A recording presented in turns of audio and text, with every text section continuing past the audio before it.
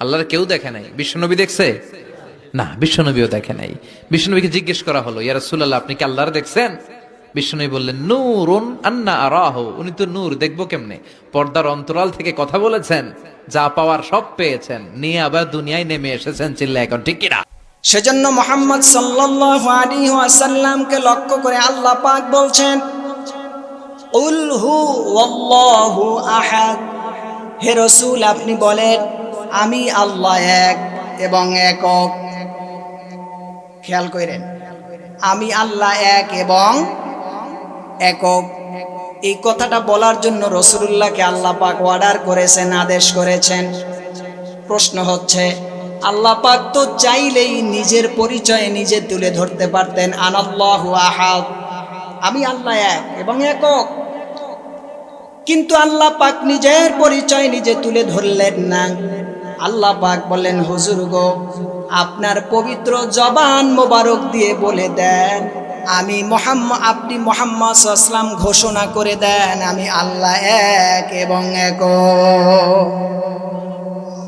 তাফসিরে বাগাবীর ভিতরে, তাফসিরে মাআলিমুত তানজিলের ভিতরে এসেছে, মুহাম্মদ সাল্লাল্লাহু আলাইহি ওয়াসাল্লাম তার আগে প্রায় লক্ষাধিক নবী পৃথিবীতে এসেছেন, কিন্তু আল্লাহ পাক কোন নবীর শানে এমন কথা বলেন নাই।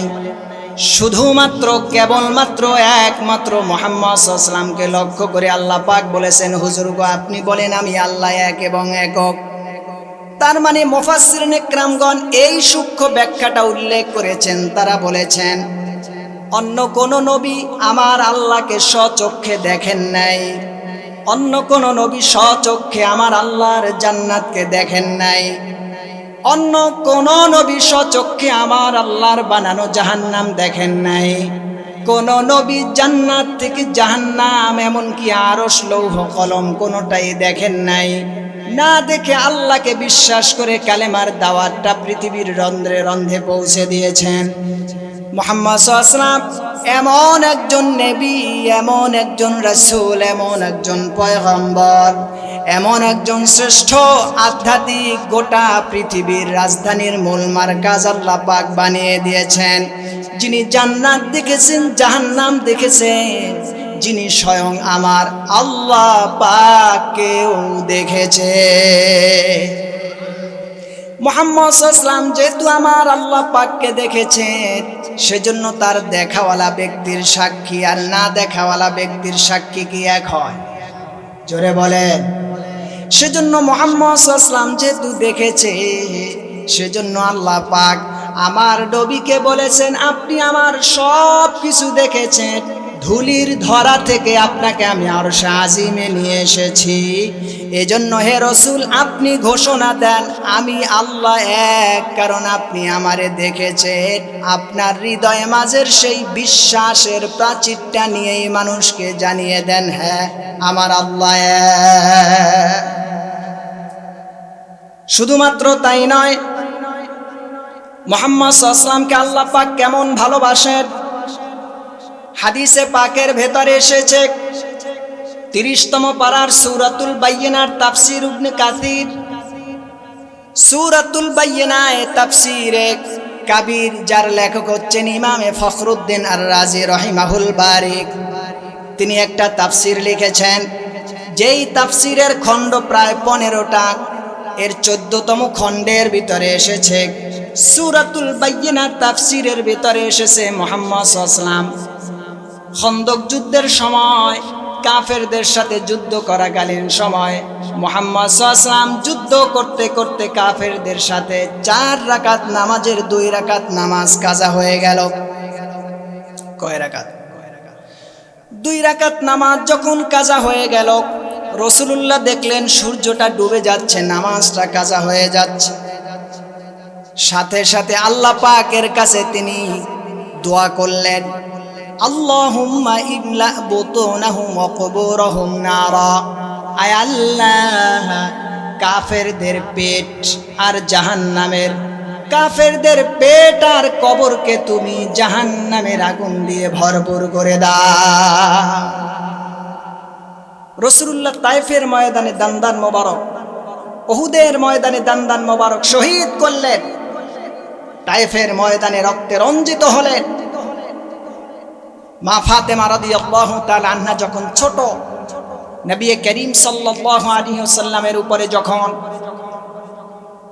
ওহী নাজিল হয়ে গেল, দ্বীনের বাণী তিনি মানুষের কাছে পৌঁছে দেওয়ার ক্ষেত্রে একদিন তিনি দ্বীনের দাওয়াত দিয়ে বাসায় ফিরছিলেন। ঠিক সে সময় কাফেরদের সন্তানগুলি রাসূলুল্লাহর শরীর মোবারকের উপরে থুতু নিক্ষেপ করছিল ঘৃণা ভরে। আপনারা নাউযুবিল্লাহ বলবেন না?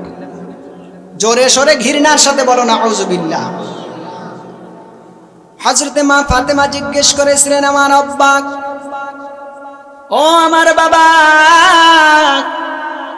আপনার সাথে তো কারো দ্বন্দ্ব নাই, আপনি কাউকে হাত দিয়ে ব্যথা দেন না, জবান দিয়ে ব্যথা দেন না, আপনি তো কাউকে কোনোদিন আঘাত করে কথা বলেন না, এরপরেও মানুষ আপনাকে এত ক্রিটিসাইজ কেন করে, আপনাকে ছোট করে কথা বলে?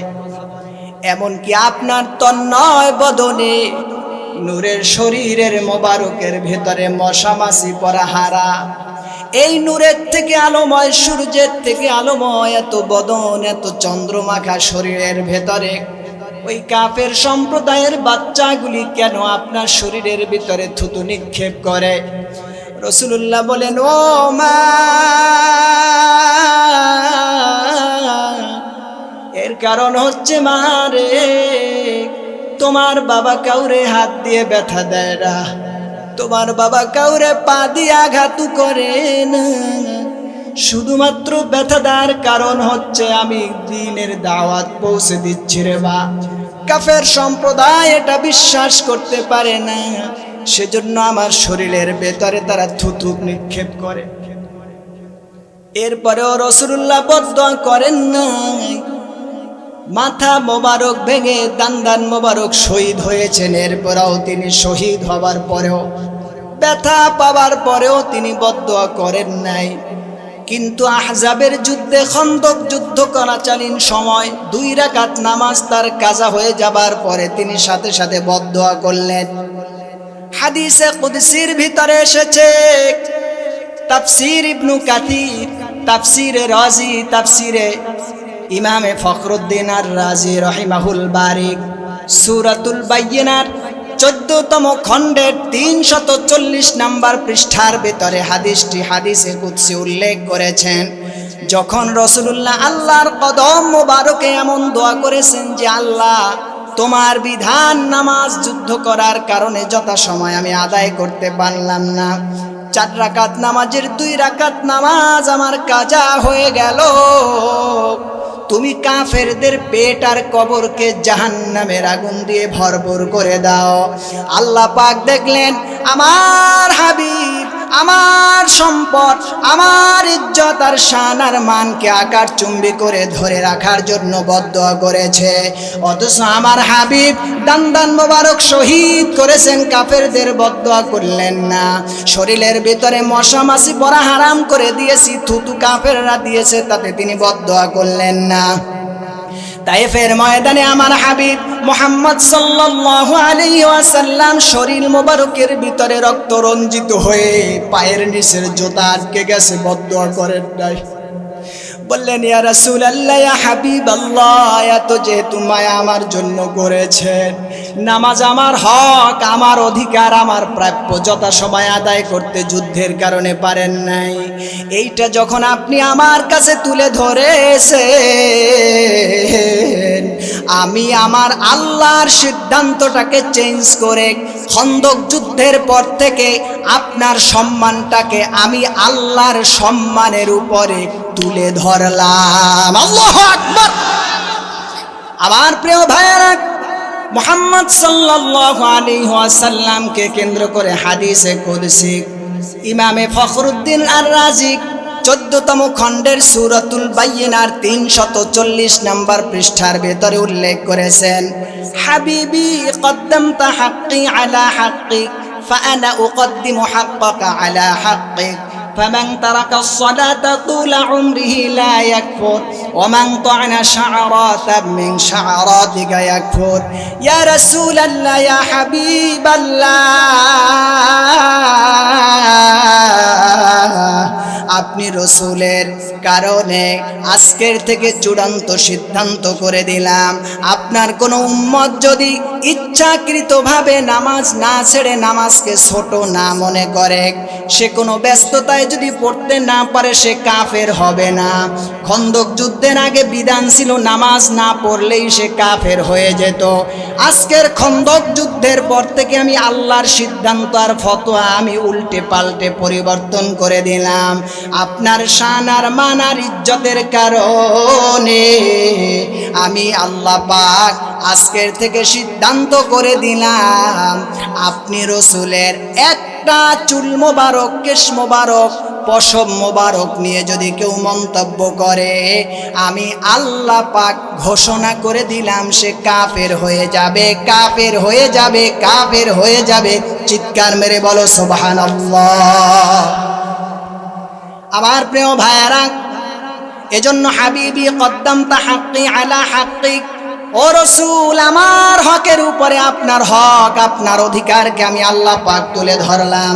তার মানে হচ্ছে নামাজ না পড়লে আপনার উম্মত কাফের হবে না, যতক্ষণ নামাজকে ইনকার বা অস্বীকার বা ছোট মনে না করবে। কিন্তু আপনি রসুলের মাথা মোবারক থেকে পায়ের কদম মোবারকের নিচের এক গাছ কেশ মোবারক নিয়ে যদি কেউ কোনো রকমের ইনকার করে, ঠাট্টা করে, বিদ্রুপ করে, আমি আল্লাহর চূড়ান্ত সিদ্ধান্ত ফতোয়া হচ্ছে সে কাফের হয়ে যাবে। বলেন সুবহানাল্লাহ।